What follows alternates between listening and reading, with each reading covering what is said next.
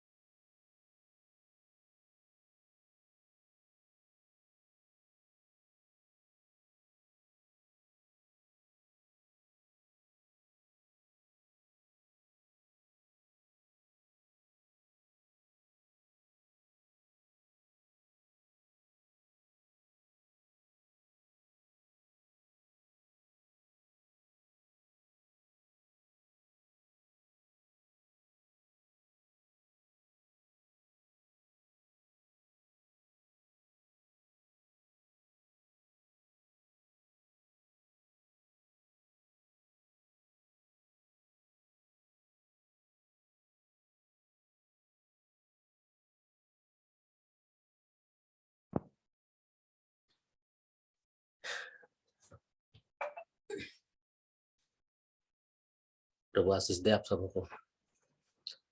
God bless you all. Amen. सभी Venkatesh, Bangalore, God bless you. Robin brother, आपका सारे family को प्रभु आशीष दे, और सारे फैमिली, बचेली के फैमिली, माली भाटा, तोकापाल, विभिन्न स्थानों से जो मेरे भाई बहन हैं, उन सबों को प्रभु बहुत सारे आशीष दे। मेरी आवाज आ रही है आप लोगों को? नहीं आ रहा है? आवाज नहीं आ रहा है? नहीं आ सुने रही गला बोधा कहीं आवाज आ रहा है? आप लोगों को मेरा आवाज आ रहा है या नहीं? कितने जगह में उंगली आ रहा है, लेकिन कितने जगह में नमस्कार में रुक गए हैं सब।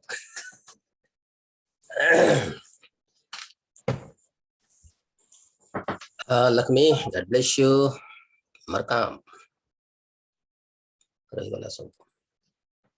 नेटवर्क ठीक नहीं आ रहा है भाई? आवाज क्लियर आ रहा है जी? शाबाश, तब तो ठीक है। भले आप हिलो या ना हिलो, इससे कोई फर्क नहीं पड़ता, लेकिन कान तक ये आवाज जाना है। आमेन।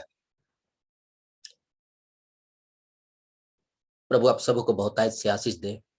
छोटी सी कलीसिया लाइफ टैबरनेकल, और आज की इस रात फिर से एक बार हम लोग एकत्रित हुए हैं। बारिश वगैरह चल रहा होगा कहीं कहीं, तो नेटवर्क का कहीं पर गड़बड़ हुआ होगा, लेकिन आपके पास अगर ये आवाज यदि आ रहा है तो सुनते रहिए, थोड़े से समय के लिए हम सुने। फिर ये आवाज नीचे तक नहीं गया, मैं सोचा कि अभी तक हुआ ही नहीं है, सेवकई का नीचे तक गया ही नहीं है। मैं इसीलिए मैं बैठा था, क्योंकि भाई ये लीड करते हैं शुरू में, तो उनके स्थगित करने के बाद ही मैं आता हूं। लेकिन मेरे को आवाज ही नहीं गया, एकदम स्लो था आज की आवाज, बिल्कुल सुने नहीं दे रहा था। उसके बाद इसीलिए मेरा हो सकता है 2-4-6 मिनट लेट हुआ होगा मेरा आने में। फिर से मैं पूछ रहा हूँ, आवाज आ रहा है? आमीन। हाँ, वेरी गुड। हाँ, आवाज अब, क्योंकि आप लोगों का जो वीडियो है रुक गया है इससे, इसीलिए कभी कभी मेरे को लगता है कि नेटवर्क का यदि कोई प्रॉब्लम होगा तो शायद आप लोग नहीं सुन पा रहे होंगे, इसीलिए मैं बार बार 2-3 बार मैं पूछ रहा हूँ, आपको पूछा मैंने, क्योंकि ये बहुत महंगा संदेश है। ये सस्ता वाला संदेश नहीं है, ये सस्ता नहीं है। जो मैसेज आप लोग सुन रहे हैं, ये सस्ता वाला संदेश नहीं है, ये बहुत महंगा वाला संदेश है। लेकिन क्या करें, कुछ ऐसे बिक्री बट्टा करने वाले लोग इसकी वैल्यू को दबा देते हैं, जिसको कहना चाहिए बिजनेस करने वाले। ये बहुत महंगा है। ये आपको यदि मैं बताऊं, 2000 रुपया किलो आम, और एक तरबूज को कम से कम 5 लाख का तरबूज यहां नहीं होता है, विदेश में बनता है, वो उत्पादन करते हैं। आप जानिए कि अगर इतने महंगा वाला यदि कोई खरीद रहा है, वो मेरे और आपका, आप ऑर्डर देंगे तभी वो लोग काट के लाएंगे और आपको देंगे। वो आपको ऑर्डर लाना है। हम लोग तो 40 रुपया का तरबूज खरीद के खाने के लिए सोचना पड़ता है, लेकिन 2.5 लाख 3 लाख रुपया का आम है, जिसके भीतर में गुठली नहीं होता है।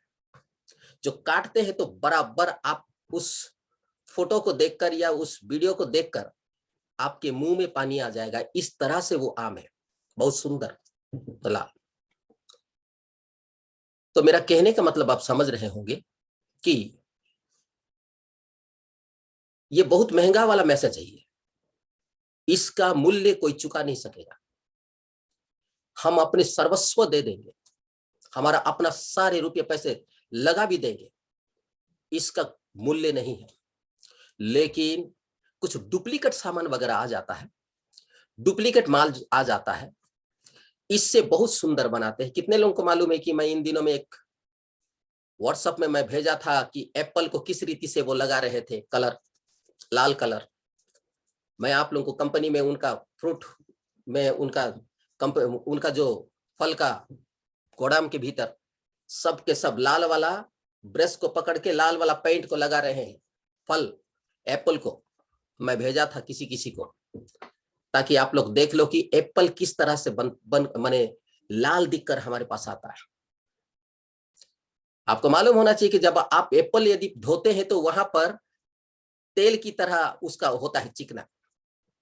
एप्पल यदि आप धोते हैं तो याद रखिए, वहां पर कुछ ऐसा चीज को लगाया जाता है जिससे कि तेल की तरह, पानी में जिस तरह तेल गिरता है उसी रीति से वो होता है। अगर नहीं तो हम उसको ट्राई करेंगे, करके देखिए। सभी एप्पल को नहीं कह रहा हूं, कुछ कितने एप्पल है ये मेरे हाथ से है और मैं भी इसको देखा है।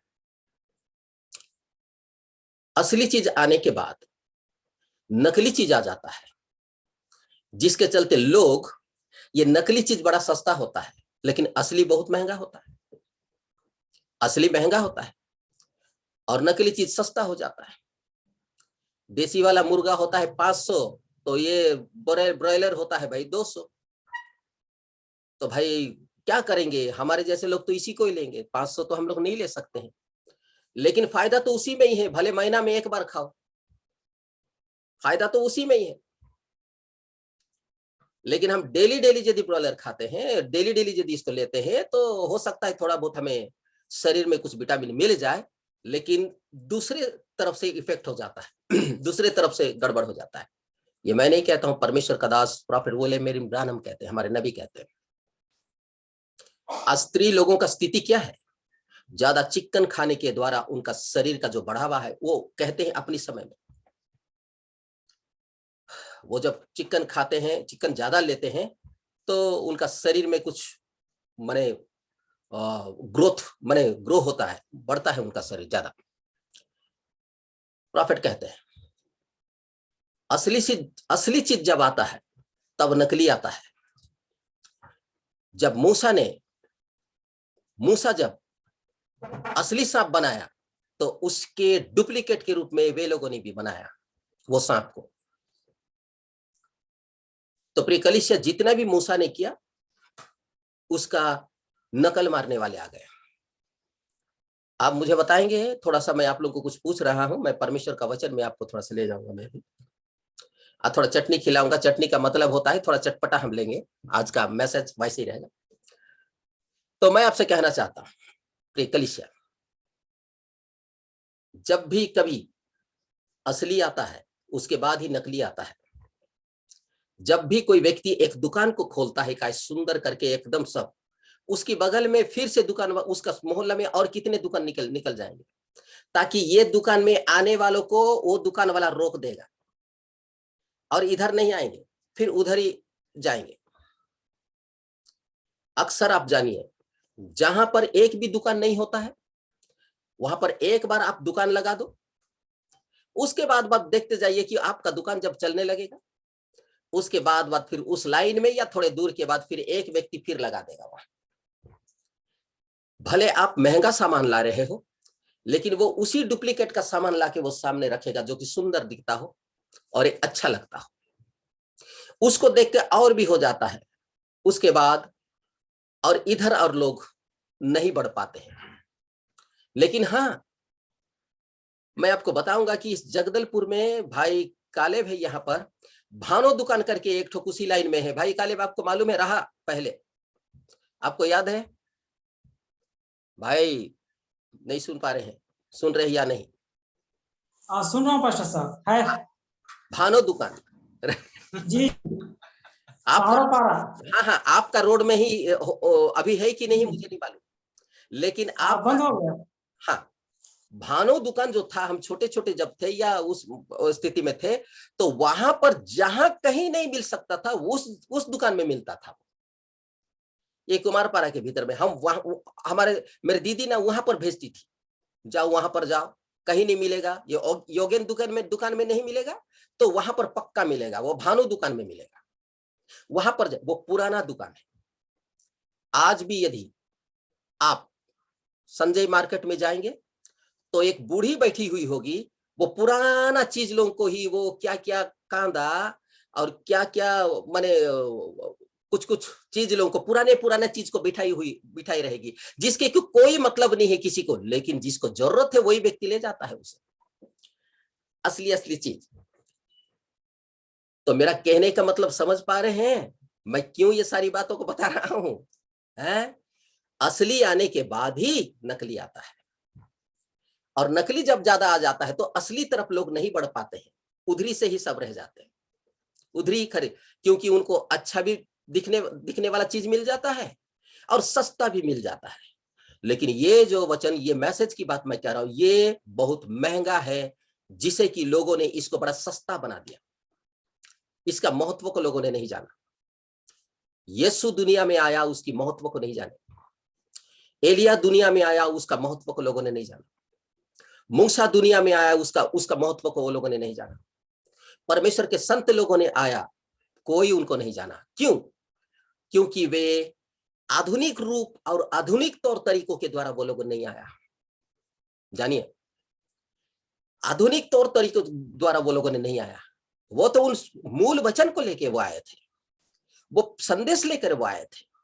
आज की जैसा तड़क भड़क जैसा संदेश लेकर वो लोगों ने नहीं आया। यही कारण था कि लोग इतने आधुनिक हो गए थे, इतनी दुनियावी हो चुके थे, कि सही संदेश आने के बाद फिर वो संदेश को लोगों ने विश्वास करना उनके लिए मुश्किल गया, और यीशु को भी ग्रहण करना उनके लिए मुश्किल गया, क्योंकि इतने तड़क भड़क हो चुका, दुनिया इतने उस समय इतना बदल चुका था, और इतने उनके मनों में, उनके भीतर में, उनके दिमागों में इतने बने मनुष्य का रीति विधि को भर दिए थे यहाँ सिर में प्रचार के द्वारा, इसीलिए वहां से वो लोग नहीं हट सके। लेकिन हाँ, परमेश्वर के चुने हुए जो है, जो उत्पत्ति से पहले जिसको परमेश्वर ने चुना है, जिसको परमेश्वर जानता है, वे लोग ही एक एक करके ये सारे दुकान को कूद कर आएंगे, ये सारे लाइन को कूद कूद के आएंगे वो लोग, क्योंकि इस जगह में अच्छा चीज मिलेगा और बहुत बढ़िया चीज है वो। मेरे प्रिय छोटी सी झूठ,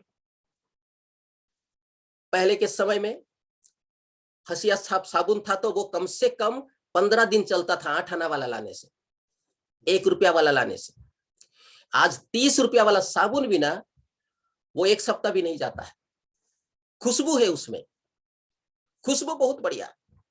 इंसान खुशबू के लिए लेते हैं ताकि वो नहाएंगे तो उनके शरीर से खुशबू आते रहे, गंध आते रहे, लेकिन उसमें कुछ नहीं, जीवन ही नहीं है, थोड़े दिन का जीवन है वो। पानी घुला मने बस सब गया। 40 रुपया का साबुन भी नहीं है, वो कुछ काम में नहीं आएगा। समझने की कोशिश कर मैं क्यों कह रहा हूं ये चीज। ये सारी बातें जो जगत की बात है, अगर जगत की बात यदि आप नहीं समझोगे तो स्वर्गीय बात भी आप नहीं समझोगे, क्योंकि यीशु ने कहा था जब तू जगत की बात नहीं समझेगा तो आत्मिक बात, स्वर्गीय बात कैसे समझेगा। क्योंकि जो जगत को आप देख रहे हैं वो एक छाया है, जो पहाड़ देख रहे हैं वो एक छाया है, जो नदी देख रहे हैं वो छाया है। आने वाली विषय वस्तु का ये प्रतिरूप है, ये जिसको आप देख रहे हैं आने वाली समय का एक प्रतिरूप है, जहां संत लोग रहेंगे, तो एक कलीसिया। इसीलिए हमेशा नकल वाला चीज ज्यादा पसंद करते हैं लोग, चमकीला चीज ज्यादा पसंद करते हैं लोग, खुशबू वाला बहुत ज्यादा पसंद करते हैं लोग। लेकिन हसिया छाप आज भी यदि निकलेगा तो शायद उसको पसंद करे या ना करे, लेकिन मैं तो उसको ले लूंगा। लेकिन असली होना चाहिए जो हसिया छाप हम लोगों को हम ले रहे थे इस छत्तीसगढ़ में। आइए मैं परमेश्वर का वचन में छोटा सा मैं आपको आज एक ब्रेक के थ्रू पर और एक सादा सब्जी के रूप में मैं आपको एक छोटा सा मैसेज रखूंगा मैं आपके सामने। हो सकता है कि 20 से 25 मिनट का संदेश हो, और उसके बाद हम प्रार्थना करेंगे। हालांकि ये कोई नया संदेश नहीं है, हम लोग अक्सर हम सुनी हुई बातों को ही हम लोग सुनते हैं। कारण क्या है, कोई भी नया संदेश नहीं है। हर संदेश आज से 25-30 साल भी हो रहा होगा, आप संदेश में ही आप पैदा हुए थे। जब मैं यहां से गया माउली भाटा, तो वहां पर केवल मैं संदेश को प्रचार किया था। जब मैं माउली भाटा से तोकापाल आया तो तोकापाल में तो हूबहू मैसेज ही आया, संदेश मैसेज ही आया, प्रोफेटिक मैसेज से ही वे लोग पैदा हुए थे। प्रोफेटिक मैसेज मैं दिया था, लेकिन जितना मैं जाना था आज इतना मैं उतना रेवलेशन मेरे पास था भी नहीं। लेकिन मुझे जितना था मैं उस मैसेज को आप लोगों के पास दिया, जो मैं भाई लोगों के द्वारा सुना और मैसेज को जो मैं पढ़ा था, वो सारे संदेश को मैं देते हुए आप लोगों के बीच में आ रहा हूं अभी तक वर्तमान। तो मेरे प्रिय कलीसिया, एक छोटा सा बात है हम लोग के बीच में, सुनी हुई बात है। उस बात को थोड़ा सा देखेंगे, उसको थोड़ा सा क्या करेंगे, थोड़ा सा तलेंगे, आज तल के खाएंगे। उसमें ज्यादा मसाला नहीं रहेगा, तलेंगे और खाएंगे चम्मच के साथ। आइए प्रभु का वचन हम निकालेंगे।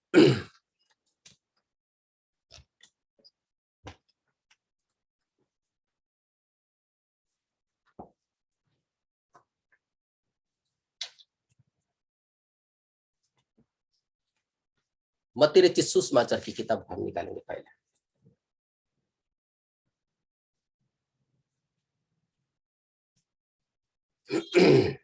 ध्यान रखें। आइए मैं लेने जा रहा हूं आपको।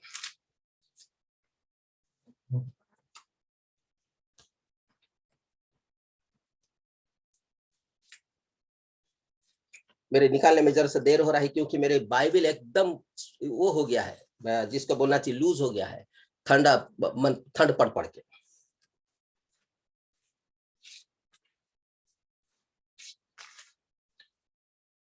उन्नीसवीं अध्याय निकालेंगे और 19वें अध्याय में से मैं 16 से लेकर 22 पद तक मैं पढ़ूंगा और इसी तला हुआ भोजन को खा के आज हम लोग तृप्त रहेंगे। आइए और ध्यान से सुनते रहेंगे। मैं अभी पढ़ूंगा और पढ़ने के लिए आप लोगों को दुकान में स्लो जाएगा, मैसेज थोड़ा सा स्लो जाएगा ताकि आप लोग समझ सको। आपको सुलाने के लिए मैं स्लो नहीं बोल रहा हूं, लोरी नहीं सुना रहा हूं मैं आपको स्लो बोलूंगा इसीलिए ताकि आप समझ सको। और देखो, एक मनुष्य ने पास आकर उससे कहा, हे गुरु, मैं कौन सा भला काम करूं कि अनंत जीवन पाऊं? उसने उससे कहा, तू मुझसे भलाई के विषय में क्यों पूछता है? भला तो एक ही है, पर यदि तू जीवन में प्रवेश करना चाहता है तो आज्ञा को माना कर। उसने उससे कहा, कौन सी आज्ञा? यीशु ने कहा, यह कि हत्या ना करना, व्यभिचार ना करना, चोरी ना करना, झूठी गवाही ना देना, अपने माता पिता को अपने पिता और अपने माता का आदर करना और अपने पड़ोसी से अपने समान प्रेम रखना। उस जवान ने उससे कहा, इन सब को तो मैंने तो माना है, अब मुझ में किस बात की घटी है? यीशु ने उससे कहा, यदि तू सिद्ध होना चाहता है तो जा, अपना माल बेचकर कंगालों को दे और तुझे स्वर्ग में धन मिलेगा, और आकर मेरे पीछे हो ले।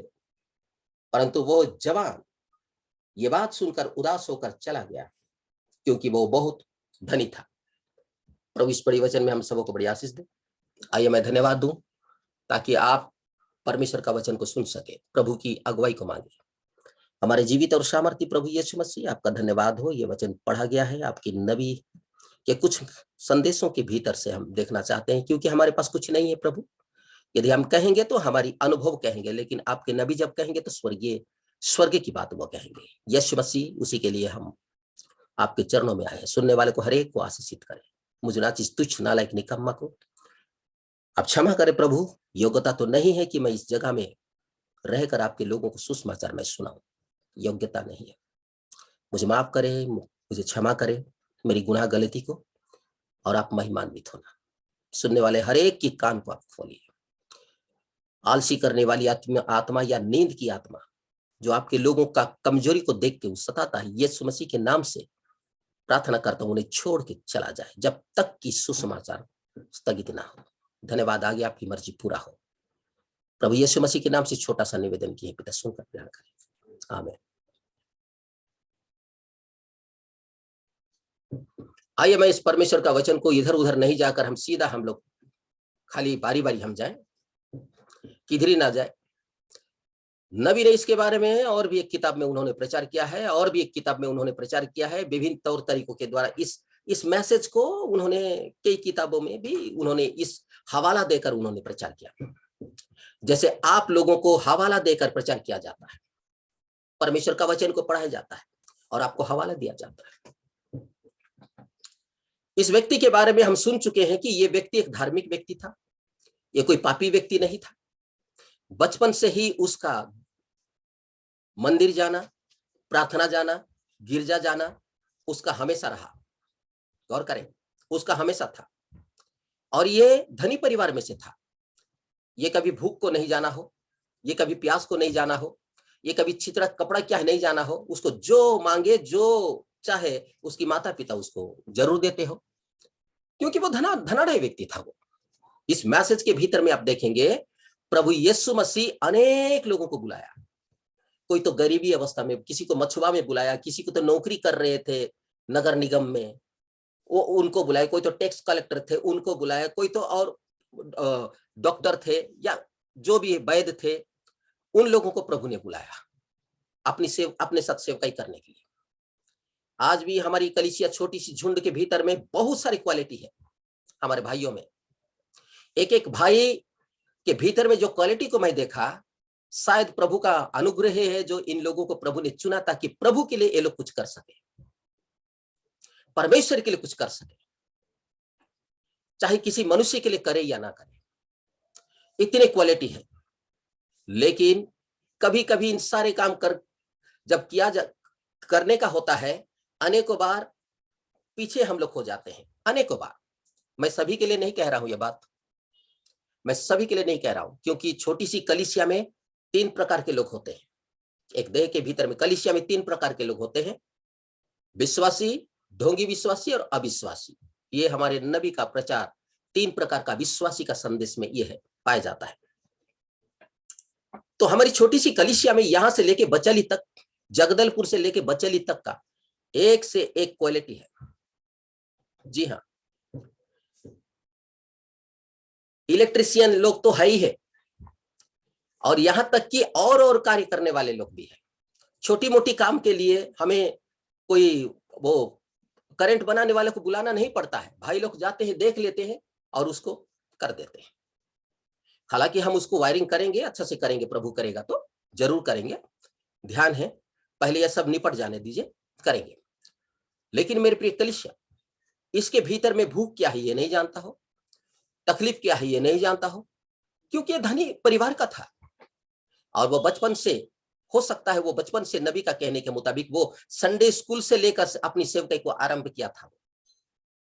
अपने माँ के हाथ पकड़कर वो जाता था संडे स्कूल, और संडे स्कूल जाने के द्वारा मूसा कौन है और मूसा क्या था और व्यवस्था में क्या क्या लिखा है उसको अच्छी तरह से ज्ञान था उसे। मूसा ने जो दिया था अपनी माँ और बाप को आदर कर, वो भी वो पालन किया था। मूसा ने कहा कि झूठ मत बोल, वो कभी झूठ भी नहीं बोला होगा। माने इस रीति से वहां पर परमेश्वर इस व्यक्ति के बारे में कुछ उदाहरण यहां पर रखा।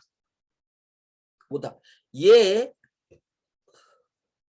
उदाहरण नहीं है, ये एक सच्ची घटना है।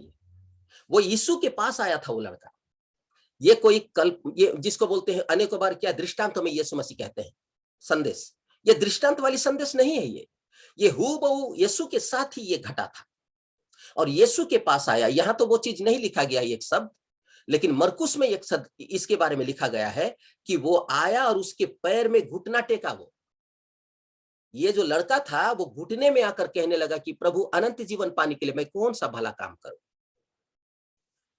इतनी शिक्षा होने के बाद, इतनी बचपन से वो शिक्षा पाया है। आवाज सुन रहे हैं कि नहीं सुन रहे हैं?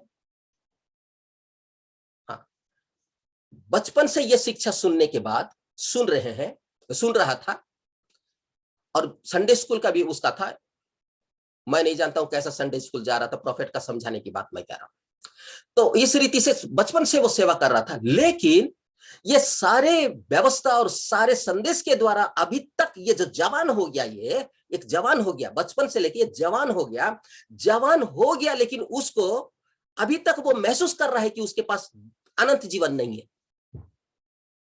सेवा तो क्या, बड़े गिरजे का सदस्य रहे हो समझाने के लिए। हालांकि उन दिनों में तो भाई एक ही विश्वास था, आज भी प्रचलित है। यहूदी कभी भी किसी को प्रभु में नहीं, माने उनका धर्म को ग्रहण करने के लिए नहीं बोलेंगे, बोलो याद रखिए, यहूदी। लेकिन मसीह आने के बाद ही उसने कहा सारे जाति के लोगों को तुम जाओ और पिता पुत्र पवित्र आत्मा के नाम से बपतिस्मा देकर मैंने जो आज्ञा तुम्हें दिया है उन्हें मानना सिखाओ। यहूदी लोग कभी भी किसी भी अन्य जाति को भीतर में नहीं घुसाते। अन्य जाति को यदि वो लोग भीतर में आने के लिए यदि कहेंगे मूसा की व्यवस्था के अनुसार, तो उसको ठीक उसी रीति से खतना कराना होगा।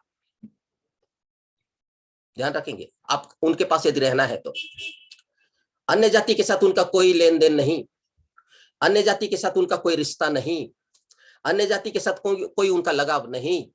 ये यहूदी लोग आज भी यही है, और ये इतिहास में ये बात कहा जाता है यहूदी लोग धर्मांतरण नहीं करते हैं, धर्म को परिवर्तन वो लोग नहीं करेंगे। वो अपना धर्म में वो बने हुए, अपने विश्वास में वो बने हुए, अपने व्यवस्था में वो बने हुए होते हैं। लेकिन नया नियम में जब हम यीशु मसीह जब आया, तब वहां पर ये लिखा गया है कि यीशु ने अंत के समय में जब उठने का समय आया, तब यीशु ने कहा सारे पृथ्वी के लोगों के पास जाओ, उन्हें चेला बना, और ये संदेश को सुना। और उनकी भीतर में इतनी सामर्थ्य थी प्रभु यीशु मसीह की ओर से, सारे पृथ्वी को उन लोगों ने ये मसीह का वचन को फैला दिया। और आज पृथ्वी पर मसीह ही 100 में से 90% मसीह लोग ही भरे हुए हैं, 80 भी मैं कह सकता हूं। बीते दिनों में वो मैप दिखा रहा था वो हमारा जो प्रोफेसर, उसको मैं देखकर वो बहुत सुंदर बताता है। ध्यान रखें, 80% पूरे वर्ल्ड में, पूरा पृथ्वी के बात कह रहा हूं मैं। और आज भी एक आकलन वहां पर दे रहा था, भारत के भीतर में भी 13% और भी एक जो कौम है उनको वो 2% बताया।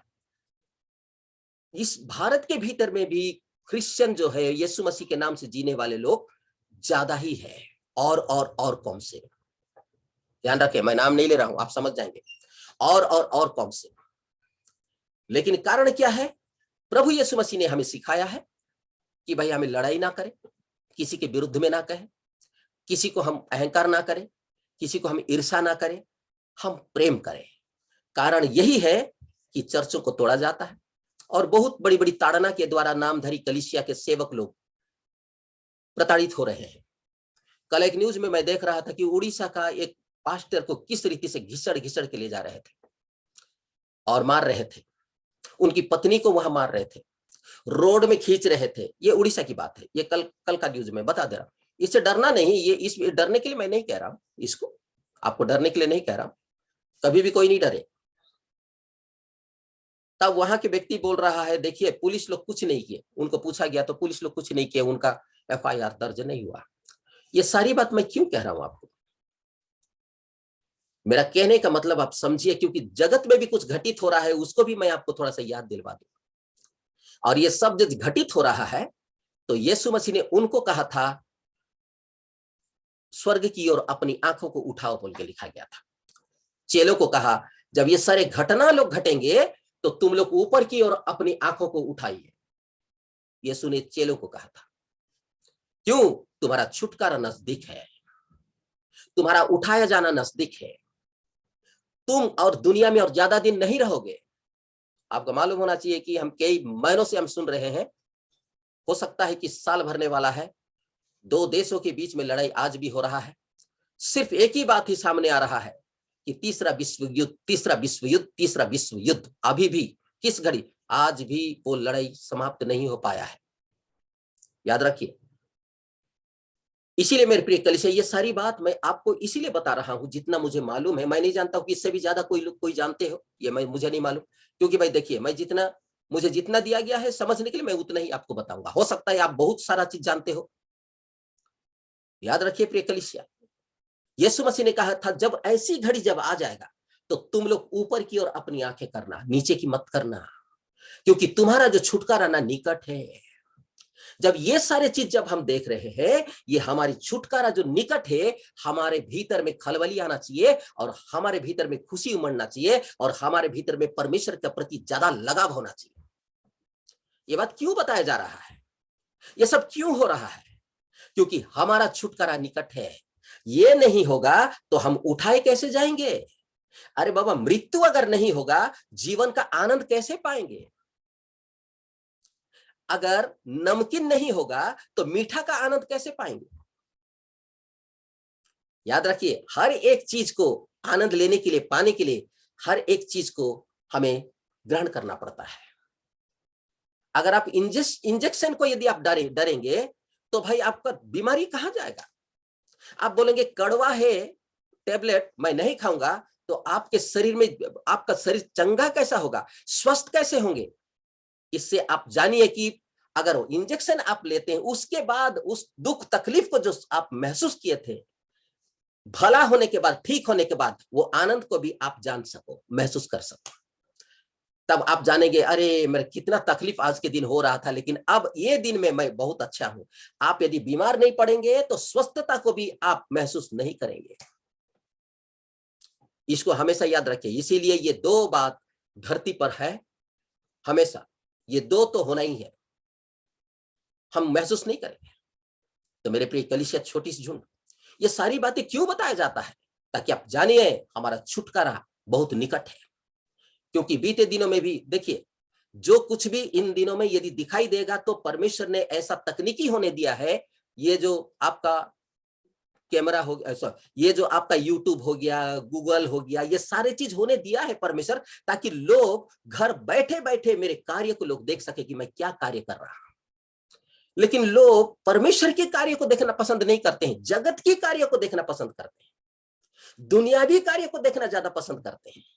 लेकिन परमेश्वर इसीलिए ये होने दिया कि आप जगत की बातों में मतवाला नहीं होने के लिए नहीं, आपको परमेश्वर बैठे बैठे ही आपका मोबाइल के द्वारा जगत का हर एक चीज को बताने के लिए और दिखाने के लिए ये तकनीकी होने दिया है, जिससे आप कभी कभी देख रहे हैं, जिससे हम बोल रहे हैं। अब ये कब घटेगा कब नहीं ये हम नहीं जानते, ये क्या सही है क्या गलत है ये भी नहीं जानते, लेकिन जो दिखाया जाता है उस बात को आपके निकट हम बताते हैं, ताकि हम तैयार रहे, हमेशा हम तैयार रहे।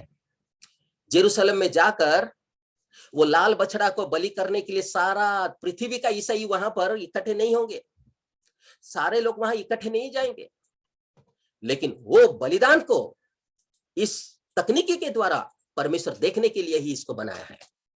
क्लेश क्या है इसके बारे में देखो, परेशानी क्या है इसके बारे में देखो, जब तक कि परमेश्वर अंधेरा नहीं कर देता है। क्योंकि अंत में एक बार, पहला बार तो यीशु मसीह जब क्रूस पर चढ़ा तो सूर्य काला पड़ गया था, अंत में भी एक बार सूर्य काला पड़ जाएगा और उजाला नहीं देगा। ये बाइबल की बात मैं कह रहा हूं, ध्यान रखेंगे।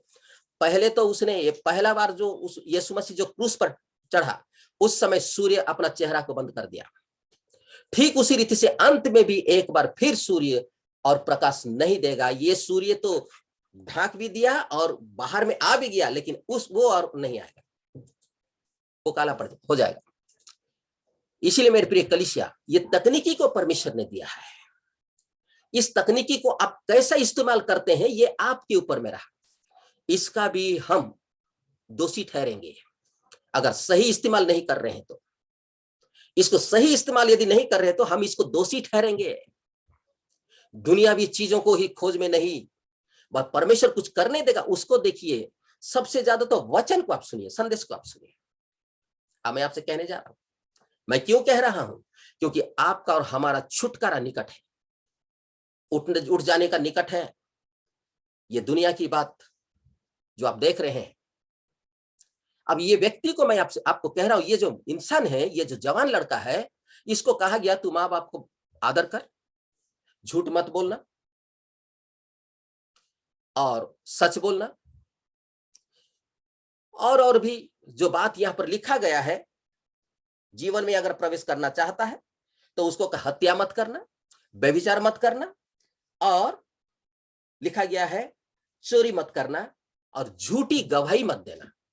किसी के विषय में नहीं जानते हो तो उसका गवाही मत देना। हाँ हाँ हाँ हाँ, कभी कभी उस जगह में खड़े होने की स्थिति में कोई खड़ा रहेगा तो हम ये बोलेंगे कि भाई वह खड़ा उठ के ना कुछ कर रहा था, नहीं, कभी कभी ये भी गलत होता है। नबी क्या कहते हैं, गवाहियों को जब ये बात बाइबल में लिखा गया है 1 से 2 गवाही आवश्यकता है, तो नबी ने इसको कहा कि उसको पहले वो गवाही को पहले परखो, सही बोल रहा है कि झूठ बोल रहा है।